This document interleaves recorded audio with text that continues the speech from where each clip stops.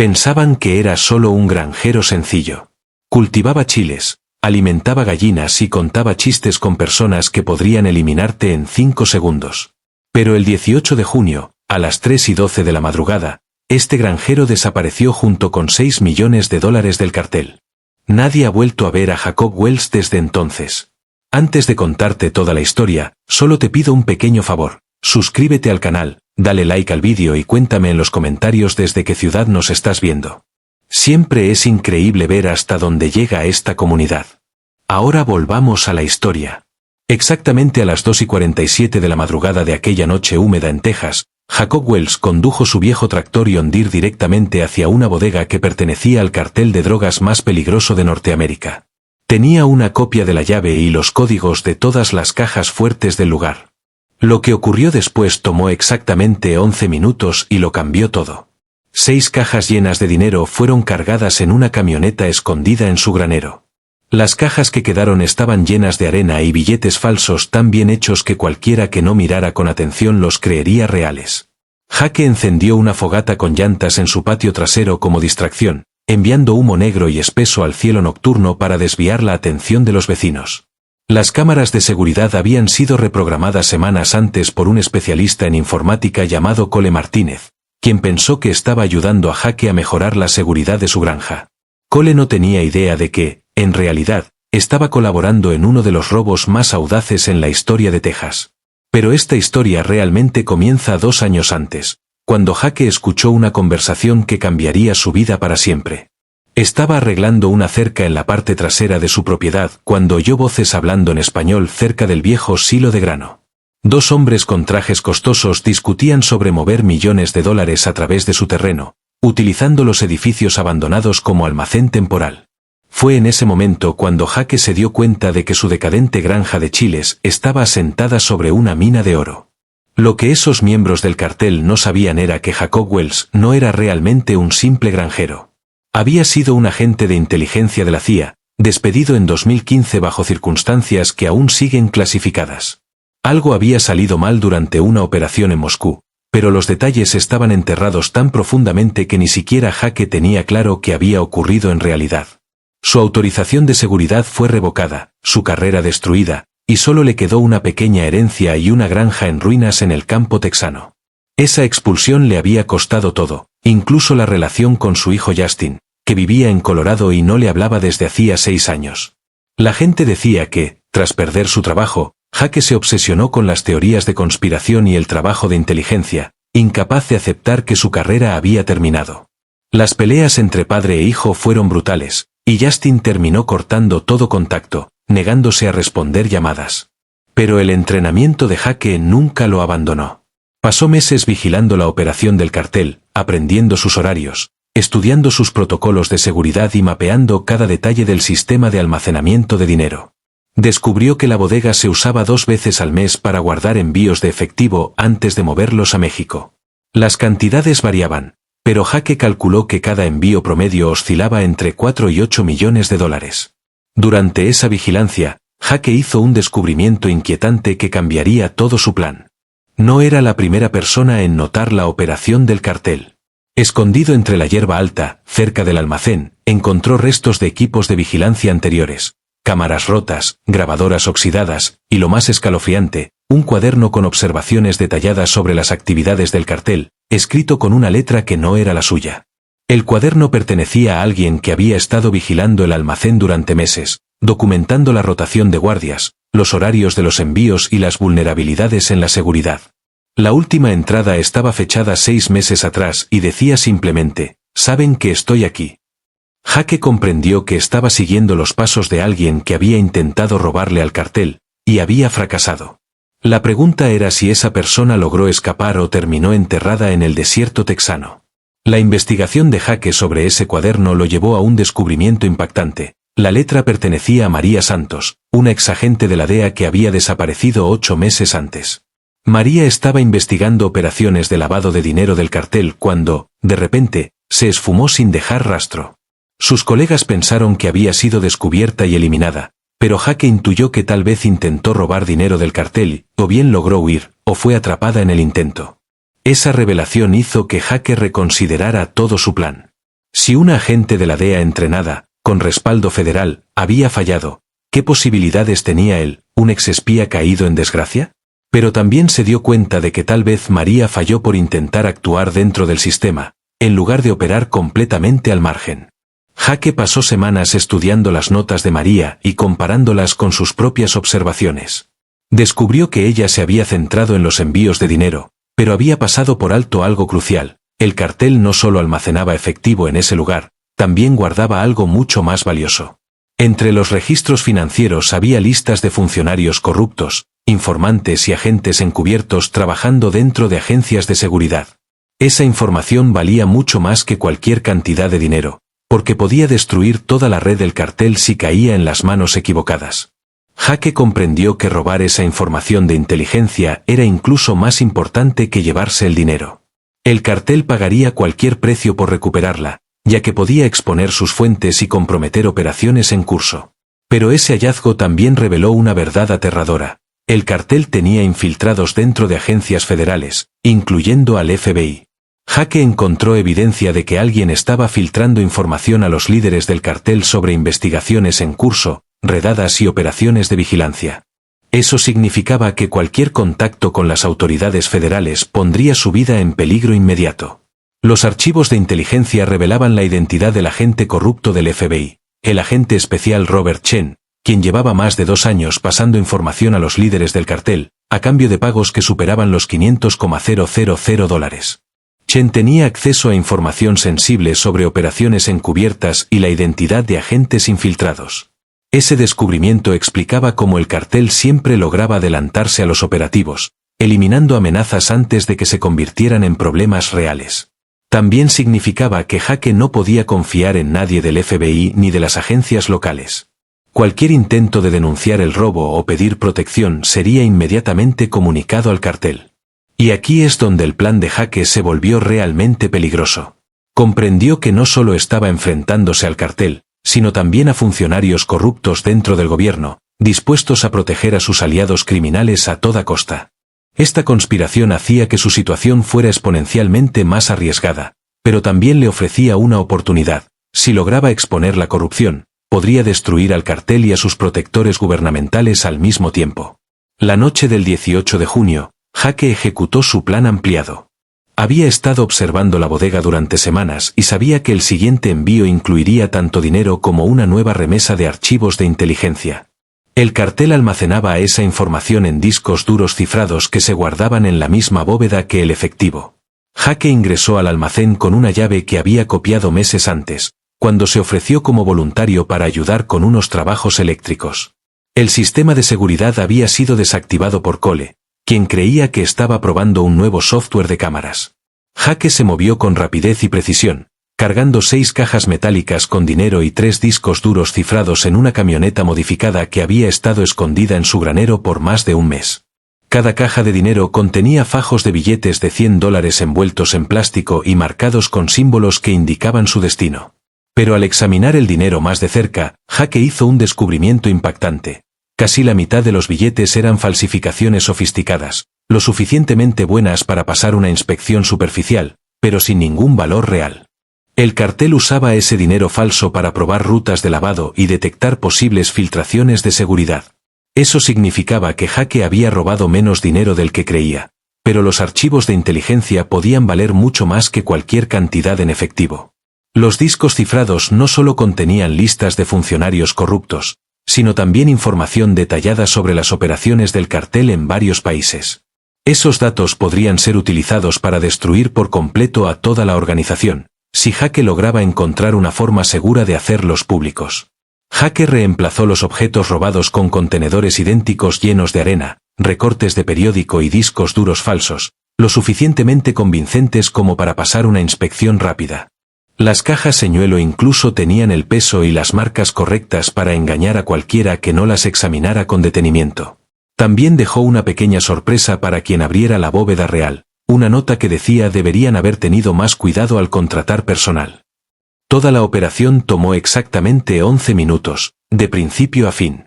Jake condujo la camioneta de regreso a su granja, Descargó las cajas y los discos en un silo de grano que había sido modificado con un compartimento oculto y encendió la fogata de neumáticos como distracción. A las 3:15 de la madrugada, ya estaba sentado en su cocina, tomando café y observando el humo elevarse en el cielo nocturno. El cartel llegó a las 4:21 de la madrugada, esperando encontrar el dinero y los archivos listos para su traslado. En cambio, descubrieron lo que parecía ser el resultado de un robo profesional. Las cámaras de seguridad mostraban a una figura con sombrero de vaquero moviéndose por el almacén, pero la calidad de imagen era tan baja que no permitía una identificación positiva. El dinero desaparecido y la ejecución precisa del robo convencieron a los líderes del cartel de que habían sido atacados, ya sea por criminales rivales o por agentes federales. La investigación se enfocó rápidamente en jaque cuando los informantes del cartel reportaron que un granjero local había estado haciendo preguntas sospechosas sobre la seguridad del almacén y se había ofrecido a ayudar con trabajos eléctricos. El pasado de Jaque como exagente de la CIA lo convertía en un sospechoso evidente, pero lo que desconcertaba al cartel era porque alguien como él arriesgaría la vida por una suma de dinero relativamente pequeña. Carlos Méndez, jefe de seguridad del cartel, ordenó una investigación masiva para determinar quién los había robado y recuperar los archivos de inteligencia robados. El dinero era importante, pero esos archivos eran absolutamente críticos, ya que contenían información que podría destruir toda la operación del cartel en Estados Unidos si caía en manos equivocadas. Y es aquí donde todo se volvió aterrador para Jaque. En menos de 6 horas después del robo, Carlos ya tenía equipos registrando cada granja en un radio de 20 millas alrededor del almacén. Se movían rápido, y lo hacían a fondo. Jaque observaba desde la ventana de su cocina mientras varias camionetas negras pasaban lentamente frente a su propiedad, contando vehículos y anotando que fincas mostraban señales de actividad reciente. Jaque ya había previsto este escenario. Había creado pruebas falsas que sugerían que estaba dormido durante el robo. La noche anterior había dejado su camioneta estacionada frente a un bar en el pueblo y se había hecho llevar a casa por un vecino que podría confirmar que lo dejó a las 10 de la noche. El plan era simple: aparentar estar crudo y confundido cuando llegaran a interrogarlo. El primer susto real ocurrió a las 8:30 de la mañana, cuando 2 operativos del cartel tocaron a su puerta, haciéndose pasar por investigadores de seguros que indagaban sobre reportes de incendios en la zona. Jaque interpretó el papel de un granjero confundido y cooperativo, todavía en pijama, fingiendo que acababa de despertarse. Los supuestos investigadores preguntaron sobre la fogata de neumáticos, y Jaque les explicó que estaba quemando llantas viejas para hacer espacio a nuevo equipo. Incluso les ofreció café y les mostró las mejoras que estaba haciendo en su granja. No encontraron nada sospechoso, pero Jaque notó que no estaban del todo convencidos. Justo cuando parecía que se marcharían, uno de ellos notó huellas frescas de neumáticos que salían desde el granero hacia la carretera. Las marcas eran exactamente las que dejaría una camioneta pesada cargada. Jaque sintió que el corazón se le aceleraba, pero logró explicar que había tomado prestado el camión de un vecino para transportar alimento para el ganado el día anterior. La excusa pareció satisfacerlos, pero Jaque sabía que regresarían más tarde con un equipo de búsqueda más detallado. Esa misma tarde, Jaque activó su protocolo de emergencia. Cargó provisiones esenciales en una camioneta y se preparó para abandonar la granja. Dejó atrás una escena cuidadosamente elaborada para sugerir que se había marchado repentinamente por razones personales, no por actividad criminal. Pero su escape estuvo a punto de fracasar por un golpe de mala suerte. Mientras salía de su propiedad, Jaque fue detenido en un retén de rutina para revisar conductores ebrios. El oficial que se acercó a su vehículo era el agente Tom Morrison, un policía local que había sido comprado por el cartel. Morrison reconoció a Jaque por las fotos de vigilancia que el cartel había distribuido entre sus contactos en la policía. En lugar de pedirle sus documentos y dejarlo ir, Morrison pidió refuerzos por radio, mientras fingía realizar una prueba de sobriedad. Jaque se dio cuenta de lo que pasaba cuando escuchó a Morrison usar palabras en clave que él conocía por su entrenamiento en inteligencia. Sabía que tenía quizá 2 minutos antes de que llegaran los refuerzos del cartel. Tenía que neutralizar a Morrison y escapar sin causar una escena que atrajera la atención de los demás conductores. Fingió tropezar durante la prueba y logró acercarse lo suficiente para golpear un punto de presión que dejó inconsciente al agente corrupto. Luego lo arrastró detrás del coche patrulla, le quitó la radio y el equipo de comunicación, y se alejó conduciendo. Todo el incidente duró menos de 90 segundos. pero Jake sabía que no pasaría mucho antes de que el cartel supiera que Morrison había sido neutralizado. Tenía que alejarse lo más posible antes de que organizaran una verdadera cacería. Jake condujo toda la noche por caminos secundarios, evitando autopistas donde el cartel podría haber instalado más retenes. Había preparado múltiples escondites en estados vecinos, y su objetivo era llegar a uno de ellos antes del amanecer. Pero sus problemas apenas comenzaban. El cartel tenía recursos y conexiones que iban mucho más allá de Texas. A la mañana siguiente, Jake despertó en un motel barato en Oklahoma, donde se había registrado bajo un nombre falso. Encendió la televisión para revisar las noticias locales y se quedó paralizado al ver su propio rostro en la pantalla. De alguna manera, el cartel había convencido a las autoridades locales de emitir una orden de arresto en su contra por agredir a un oficial y por robo. El noticiero lo describía como un fugitivo peligroso, posiblemente armado, y advertía que no debía ser abordado por civiles. Ofrecían una recompensa de $50,000 por información que llevara a su captura. Jake comprendió que el cartel estaba usando sus contactos en las fuerzas del orden para convertir a cada policía de la región en un cazador con recompensa.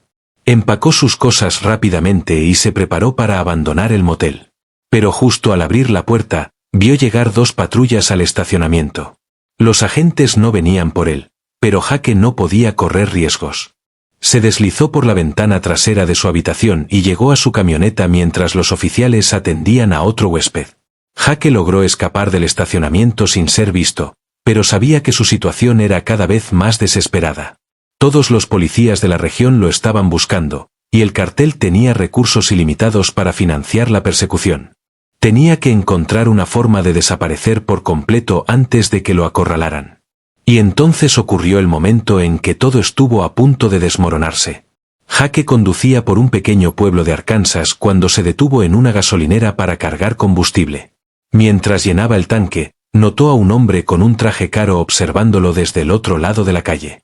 El hombre hablaba por celular y lanzaba miradas constantes en su dirección. Jake terminó de cargar gasolina y entró a la tienda a pagar. Mientras esperaba en la fila, escuchó al cajero hablando por teléfono, describiendo a un cliente sospechoso que coincidía con la descripción de un fugitivo buscado. Entendió que el dueño de la gasolinera lo había reconocido por los noticieros. Pagó en efectivo y regresó con calma a su camioneta, evaluando sus opciones. El hombre del traje aún lo observaba, y Jake notó que se acercaban más vehículos desde ambos extremos de la calle. Encendió el motor y se preparó para huir. Lo que ocurrió después parecía sacado de una película de acción. Jake pisó el acelerador a fondo y estrelló su camioneta contra el ventanal del local, creando una enorme distracción. Mientras todos corrían a cubrirse, él escapó en medio del caos y desapareció en el campo antes de que pudieran organizar una persecución. Esa espectacular maniobra le compró un poco de tiempo, pero también confirmó al cartel que estaban tratando con alguien altamente entrenado y que no sería fácil de atrapar. Carlos Méndez comprendió entonces que Jake Wells era mucho más peligroso de lo que habían pensado. Comenzó a tratarlo como una amenaza seria para sus operaciones. Jake pasó la siguiente semana moviéndose constantemente, sin quedarse en un solo lugar más de unas horas. Utilizaba una red de edificios abandonados, campamentos remotos y moteles baratos para evitar ser detectado, mientras monitoreaba las comunicaciones policiales y los noticieros. Estaba exhausto, y sus suministros comenzaban a escasear. Pero se negó a rendirse. El punto de quiebre en la huida de Jake llegó cuando recordó algo de su entrenamiento en la CIA, cómo usar los recursos del enemigo en su contra. Se dio cuenta de que la mayor fortaleza del cartel, su red de contactos corruptos en las fuerzas del orden, también podía ser su mayor debilidad, si lograba exponerla. Jake comenzó a implementar una campaña de guerra psicológica diseñada para hacer que los aliados del cartel se volvieran entre sí. Empezó enviando pistas anónimas a agentes honestos del FBI sobre las actividades de sus colegas corruptos. Proporcionó solo la evidencia suficiente para iniciar investigaciones, sin revelar cómo había conseguido la información. La estrategia funcionó mejor de lo esperado. En cuestión de días, varios agentes corruptos estaban bajo investigación interna, y el cartel empezó a sospechar que había un traidor entre sus filas. La paranoia se propagó rápidamente dentro de la organización, y los líderes comenzaron a cuestionar la lealtad de sus contactos dentro de las agencias de seguridad. Pero la campaña de guerra psicológica también trajo nuevos peligros para Jake. El cartel comenzó a utilizar métodos más extremos para encontrarlo, incluyendo el secuestro e interrogatorio de cualquiera que pudiera tener información sobre su paradero. Varias personas inocentes resultaron heridas durante estas operaciones, y Jake se sintió responsable de haberlas puesto en peligro. La culpa casi lo llevó a entregarse al cartel para detener la violencia. Sin embargo, entendió que rendirse no serviría de nada más que para garantizar su muerte y permitir que la red de corrupción siguiera operando. Jake decidió acelerar su plan y poner en marcha la fase final. Mientras tanto, el cartel seguía buscando a cualquiera que hubiese ayudado a Jake en el robo. La investigación los llevó hasta Cole Martínez, el especialista en informática que había trabajado en el sistema de seguridad del almacén. Cole estaba a punto de abordar un vuelo a España cuando los operativos del cartel lo localizaron en el aeropuerto. Fue llevado a un sitio seguro donde Carlos Méndez lo interrogó personalmente. Al principio, Cole afirmó que solo había ayudado a Jake con tareas informáticas rutinarias y que no sabía nada sobre actividades criminales. Pero Carlos, un interrogador experimentado, notó que mentía. Bajo presión, Cole finalmente admitió haber desactivado las cámaras de seguridad y haber ayudado a Jake a acceder al almacén. Sin embargo, insistió en que Jake le había dicho que era una investigación legítima sobre actividades criminales sospechosas. Aseguró que lo habían engañado y no sabía que Jake planeaba robar dinero. Carlos no le creyó y sospechó que Cole era parte de una conspiración más grande contra el cartel. Ordenó que lo mantuvieran prisionero mientras investigaban su pasado. Lo que descubrieron fue aún más alarmante. Cole Martínez no era solo un técnico freelance, sino un agente encubierto del FBI que llevaba más de 18 meses investigando las operaciones del cartel. Su misión era recolectar inteligencia sobre lavado de dinero y detectar a los funcionarios corruptos que protegían esas operaciones. Su colaboración con Jake era parte de una investigación federal mayor. Este descubrimiento sacudió a la cúpula del cartel. Si Cole era un agente encubierto, entonces el FBI sabía mucho más de lo que habían imaginado. El robo podría haber sido parte de una operación encubierta para recolectar pruebas. Carlos ordenó una revisión completa de los protocolos de seguridad y comenzó a planear la eliminación de cualquier persona con vínculos con las fuerzas del orden. Pero la captura de Cole también representaba una oportunidad. Si lograban obligarlo a contactar a Jake y organizar una reunión, podrían capturar al hombre que les había robado el dinero y los archivos. Carlos dio la orden de que Cole llamara a Jake y arreglara un encuentro, fingiendo que debían discutir su plan de escape. A Cole le dieron un guión que debía seguir al pie de la letra, pero logró incluir una advertencia sutil que solo alguien con entrenamiento en inteligencia reconocería. Le dijo a Jake que debían reunirse en la vieja desmotadora de algodón porque el clima se estaba poniendo demasiado caliente. Jake comprendió de inmediato que Cole había sido capturado y que la reunión era una trampa. Jake había trabajado con suficientes agentes encubiertos como para reconocer señales de auxilio. Sabía que la frase sobre el clima no era algo que Cole diría normalmente. Comprendió que su amigo estaba en grave peligro. Quería ayudarlo, pero también sabía que caer en la trampa no haría más que condenarlos a ambos. En su lugar, decidió crear una distracción que le diera a Cole la oportunidad de escapar y, al mismo tiempo, confundiera al cartel sobre su propia ubicación. Jake llamó a la oficina del sheriff desde un teléfono público y reportó el arribo de un gran cargamento de drogas al almacén donde tenían a Cole. Dio detalles específicos suficientes para convencer a las autoridades de que el aviso era legítimo. El sheriff contactó a la DEA y al FBI, que organizaron una redada en cuestión de horas. La operación provocó el caos necesario para que Cole escapara durante la confusión. Cole había sido entrenado para aprovechar exactamente este tipo de situaciones, y logró escabullirse mientras los miembros del cartel lidiaban con la irrupción federal. La fuga enfureció a Carlos Méndez, quien comprendió que Jake lo había superado una vez más. Además, la fallida trampa reveló una de sus casas seguras a las autoridades, obligándolos a abandonar varias otras por miedo a que también estuvieran comprometidas. La rápida reacción de Jake no solo salvó la vida de Cole, sino que asestó otro golpe al cartel. Sin embargo, también dejó claro que Jake ya no podía quedarse en Estados Unidos. El cartel estaba cada vez más cerca de encontrarlo, y su investigación se volvía más sofisticada. Jake tenía que acelerar su plan de huida y abandonar el país antes de que organizaran otro intento de capturarlo. Aquí fue donde Jake hizo su jugada más peligrosa. En vez de seguir huyendo, Decidió pasar al ataque y destruir por completo las operaciones del cartel. Usaría los archivos de inteligencia robados para exponer toda la red de corrupción y eliminar la amenaza de una vez por todas. Era una apuesta arriesgadísima, pero Hake creía que era su única oportunidad de obtener verdadera libertad. Empezó por descifrar los discos duros y analizar los archivos de inteligencia. Lo que encontró era incluso más devastador de lo que había anticipado. Los documentos contenían registros detallados de pagos a funcionarios corruptos, nombres de agentes encubiertos comprometidos y evidencia de asesinatos encubiertos por las autoridades. Hake se dio cuenta de que tenía en sus manos información capaz de destruir no solo al cartel, sino también a decenas de funcionarios corruptos en todos los niveles del gobierno. Los archivos eran suficientes para provocar investigaciones del Congreso y condenas de por vida. Pero usar esa información requería extrema precaución, porque los implicados no dudarían en eliminar a Hake para proteger sus secretos. Su solución fue tan brillante como audaz: liberaría la información de forma que provocara múltiples investigaciones y procesamientos, sin revelar su identidad. Hake planeó enviar los archivos a periodistas de investigación, fiscales federales y agentes honestos de la ley, todo al mismo tiempo, para provocar un escándalo mediático imposible de ocultar. Pasó semanas preparando paquetes anónimos con copias de los documentos más incriminatorios. Cada paquete incluía la información necesaria para iniciar investigaciones completas, sin ninguna pista que lo vinculara directamente. Agregó explicaciones detalladas sobre cómo operaba la red de corrupción e instrucciones específicas para verificar la autenticidad de los datos.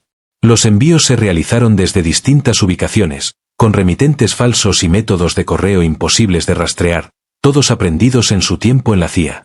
Usó servicios de reenvío de correspondencia y redes anónimas para garantizar que los paquetes no pudieran ser rastreados hasta él.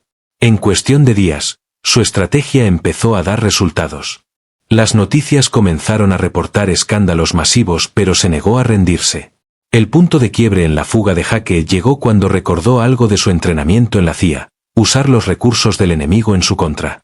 Hake se dio cuenta de que la mayor fortaleza del cartel, su red de funcionarios corruptos, también podía ser su mayor debilidad, si lograba exponerla. Hake comenzó una campaña de guerra psicológica diseñada para sembrar la desconfianza entre los aliados del cartel. Empezó enviando pistas anónimas a agentes honestos del FBI sobre las actividades de sus colegas corruptos. Proporcionó pruebas suficientes para iniciar investigaciones sin revelar cómo había obtenido la información. La estrategia funcionó mejor de lo que Hake esperaba. En pocos días, varios agentes corruptos estaban bajo investigación interna y el cartel empezó a sospechar que tenían un traidor en sus filas. La paranoia se extendió rápidamente en la organización, mientras los líderes comenzaban a cuestionar la lealtad de sus contactos en las fuerzas del orden. Pero la campaña de guerra psicológica de Hake también trajo nuevos peligros. El cartel empezó a usar métodos extremos para encontrarlo, incluyendo el secuestro e interrogatorio de cualquier persona que pudiera tener información sobre su paradero. Varias personas inocentes resultaron heridas durante estas operaciones, y Hake se sintió responsable por ponerlas en peligro. La culpa por esas víctimas inocentes casi lo llevó a entregarse al cartel para detener la violencia, pero Hake comprendió que rendirse no lograría nada más que asegurar su muerte y permitir que la red de corrupción siguiera operando. Decidió entonces acelerar su plan y poner en marcha la fase final. Mientras tanto, el cartel seguía investigando a cualquiera que hubiera ayudado a Hake en el robo. Esa búsqueda los llevó hasta Cole Martínez, el especialista en informática que había trabajado en el sistema de seguridad del almacén. Cole estaba en el aeropuerto, listo para abordar un vuelo a España, cuando fue interceptado por hombres del cartel. Lo llevaron a un lugar seguro donde Carlos Méndez lo interrogó personalmente sobre su participación en el robo. Al principio, Cole afirmó que solo había ayudado a Hake con tareas informáticas rutinarias y que no sabía nada sobre ninguna actividad criminal. Pero Carlos, un interrogador experimentado, supo que mentía. Bajo presión, Cole terminó admitiendo que había desactivado las cámaras de seguridad y facilitado el acceso de Hake al almacén. Aún así, insistió en que Hake le había hecho creer que era parte de una investigación legítima. Carlos no le creyó. Sospechaba que Cole era parte de una conspiración mayor contra el cartel, así que ordenó que lo mantuvieran prisionero mientras investigaban sus antecedentes. Lo que descubrieron fue aún más alarmante. Cole Martínez no era un simple consultor de informática. Era un agente encubierto del FBI que llevaba más de 18 meses investigando las operaciones del cartel. Cole había sido asignado para recolectar inteligencia sobre lavado de dinero e identificar a los funcionarios corruptos que protegían al cartel. Su trabajo con Jake era parte de una investigación federal mucho más amplia. Este hallazgo sacudió a la cúpula del cartel. Si Cole era un agente encubierto, entonces el FBI sabía mucho más de lo que habían imaginado. El robo podría haber sido parte de una operación encubierta para reunir pruebas de alto nivel. Carlos ordenó de inmediato una revisión completa de sus protocolos de seguridad y comenzó a planear la eliminación de cualquiera que pudiera estar colaborando con las autoridades. Pero la captura de Cole también representaba una oportunidad. Si lograban forzarlo a contactar a Jake y concertar una reunión, tal vez podrían capturar al hombre que les había robado tanto dinero e información. Carlos ordenó que Cole llamara a Jake y fingiera una conversación sobre su plan de escape. Le dieron un guión que debía seguir, pero Cole logró incluir una advertencia sutil que solo alguien con formación en inteligencia sabría reconocer. Dijo que debían encontrarse en la vieja planta de algodón porque el clima se estaba poniendo demasiado caliente. Jake, con años de experiencia trabajando con agentes encubiertos, captó de inmediato que se trataba de una trampa. Jake quería ayudar a Cole, pero sabía que presentarse en la reunión solo conseguiría que los mataran a ambos. Así que optó por crear una distracción para darle a Cole una oportunidad de escapar. Desde un teléfono público, Jake llamó al departamento del sheriff local para denunciar un gran cargamento de drogas en el almacén donde Cole estaba retenido. Dio detalles suficientes para que la denuncia fuera creíble. La operación policial provocó un caos que permitió a Cole escapar en medio de la confusión. Gracias a su entrenamiento, supo cómo aprovechar el momento exacto. Mientras los miembros del cartel se enfrentaban a agentes federales, Cole logró huir. Carlos Méndez estaba furioso. Había sido vencido otra vez por Jake Wells. Además, la redada había expuesto uno de sus refugios seguros y forzado al cartel a abandonar otras propiedades potencialmente comprometidas. Jake sabía que no podía permanecer en Estados Unidos por mucho más tiempo. El cartel se acercaba cada vez más, y sus métodos se volvían más sofisticados. Necesitaba huir del país antes de que organizaran otro intento para capturarlo. Entonces, Jake hizo su jugada más arriesgada. En lugar de seguir huyendo, decidió pasar al ataque y destruir por completo las operaciones del cartel. Usaría los archivos de inteligencia robados para exponer toda la red de corrupción. Era extremadamente peligroso, pero Jake creyó que era su única oportunidad real de libertad. Descifró los discos duros robados y analizó los archivos. Lo que encontró era incluso más comprometedor de lo que esperaba. Registros detallados de pagos a funcionarios corruptos, nombres de agentes encubiertos expuestos y pruebas de asesinatos encubiertos por las autoridades. Tenía en sus manos información capaz de destruir no solo al cartel, sino a decenas de políticos y funcionarios de alto nivel. Los documentos podían desencadenar investigaciones en el Congreso y enviar a mucha gente a prisión. Pero usar esa información requería extremo cuidado. Los implicados no dudarían en matarlo para proteger sus secretos. Jake ideó un plan brillante y audaz. Liberaría la información de forma simultánea a periodistas de investigación, fiscales federales y autoridades honestas, generando un escándalo mediático imposible de silenciar. Pasó semanas preparando paquetes anónimos con copias de los archivos más comprometidos. Cada uno contenía pruebas suficientes para iniciar investigaciones serias, con instrucciones detalladas para verificar su autenticidad. No había referencias que pudieran llevarlo a él. Envió los paquetes desde distintos puntos, usando direcciones falsas y métodos de envío imposibles de rastrear, técnicas aprendidas durante su formación en la CIA. Usó servicios de reenvío y sistemas anónimos para asegurar que nadie pudiera rastrear el origen. Días después, su plan comenzó a dar frutos. Empezaron a circular reportajes sobre corrupción dentro de agencias federales. Se anunciaron audiencias en el Congreso y se formaron varios jurados federales para investigar las acusaciones. Los funcionarios corruptos luchaban por sus carreras y su libertad. El caos provocado por las revelaciones le dio a Jake la cobertura perfecta para ejecutar su plan final de escape. Mientras las autoridades estaban ocupadas con el escándalo, él pudo moverse con libertad y convertir sus activos robados en formas no rastreables, joyas de oro, criptomonedas y otras riquezas fácilmente transportables. Abrió cuentas offshore y empresas fantasma que le permitirían acceder a su dinero desde cualquier país sin dejar huella. El proceso lo llevó a viajar mucho, usando identidades falsas, pero su entrenamiento lo tenía preparado para operaciones financieras de alta complejidad. Mientras tanto, el cartel vivía su propia crisis. El escándalo había destruido su red de protección institucional. Muchas de sus fuentes habían sido arrestadas o estaban bajo investigación, dejándolos vulnerables como nunca antes. Carlos Méndez luchaba por mantener lo poco que quedaba de sus operaciones en Estados Unidos. Pero la victoria de Jaque tuvo un costo personal alto. El estrés de ser perseguido, la culpa por los inocentes heridos, y la constante paranoia le pasaron factura. Estaba agotado, deprimido y le costaba disfrutar su libertad. Además, extrañaba a su hijo Justin más de lo que esperaba. La separación de su único familiar era dolorosa, y a menudo se preguntaba si su sed de venganza había valido el precio. Pero sabía que no había retorno a su antigua vida. Tenía que construir algo nuevo desde las ruinas. Jaque dejó el país tras una cuidadosa ruta para evitar ser detectado por la ley y por el cartel. Viajó usando distintos vehículos e identidades a través de varios estados, hasta cruzar la frontera por un paso remoto no muy vigilado. Pero incluso en México, el peligro seguía. El cartel tenía presencia en toda Centroamérica, así que Jaque evitó cuidadosamente cualquier zona bajo su influencia. Se dirigió a Centroamérica, donde ya había arreglado la compra de una nueva identidad con falsificadores expertos.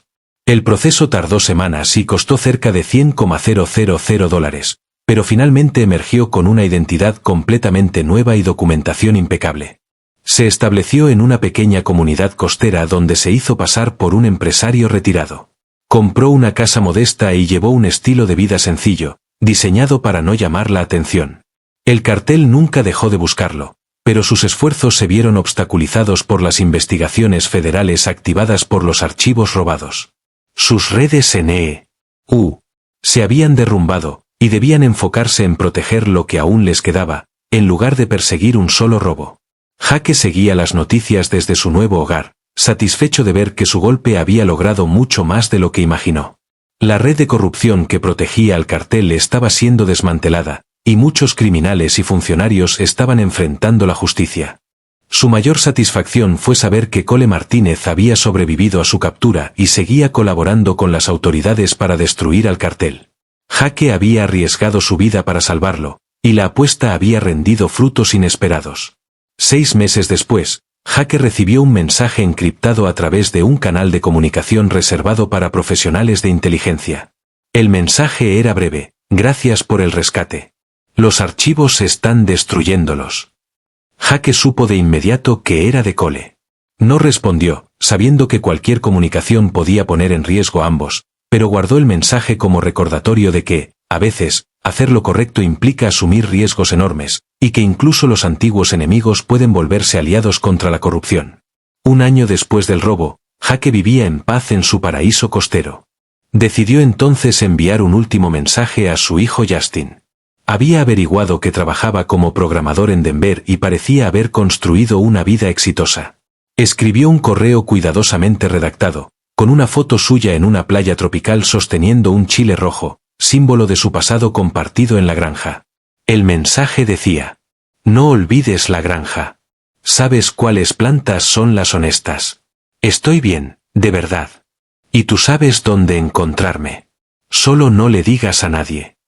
La foto incluía coordenadas cifradas que apuntaban a su ubicación general, ocultas en un código que solo Justin podría descifrar gracias a recuerdos de la infancia. Jaque nunca supo si su hijo recibió el mensaje o si lo ignoró. Algunos creen que se reencontraron en secreto. Otros piensan que Justin simplemente lo borró. Lo cierto es que solo Justin conoce la verdad, y nunca habló en público del paradero de su padre. Lo que Jaque sí sabía era que su golpe había logrado algo más importante que enriquecerse. Los 6 millones robados habían sido la llave para abrir una victoria mayor contra la corrupción. Los archivos de inteligencia expusieron una red criminal y protegieron a agentes honestos y ciudadanos inocentes. Jaque también demostró que una sola persona, con suficiente determinación e inteligencia, podía desafiar al crimen organizado y ganar. Su éxito requirió planificación meticulosa, enormes riesgos y un poco de suerte. Pero los resultados superaron cualquier expectativa y cambiaron el panorama del crimen en Estados Unidos. El caso del granjero desaparecido en Texas quedó oficialmente sin resolver. Jacob Wells fue declarado oficialmente desaparecido. Pero Jake sabía que había cumplido su misión y logrado una justicia que el sistema nunca le habría dado. Había vengado su carrera destruida y protegido vidas inocentes. A veces, por las noches, Jake se sentaba en su porche frente al mar y pensaba en aquella noche en que condujo su tractor hacia el almacén, cambiando el rumbo de su vida para siempre. Había comenzado como un exagente amargado en busca de dinero y venganza, pero terminó convirtiéndose en un instrumento de justicia, alguien que ayudó a proteger a su país de una corrupción que amenazaba con destruir sus cimientos. La granja de pimientos, donde Jake alguna vez luchó por ganarse la vida, fue finalmente vendida a desarrolladores que no tenían idea del papel que ese lugar había jugado en uno de los robos más audaces de la historia de Estados Unidos. El silo donde Jake había escondido su fortuna fue demolido, y el terreno se transformó en un centro comercial que ahora atiende a la creciente comunidad suburbana que lo rodea.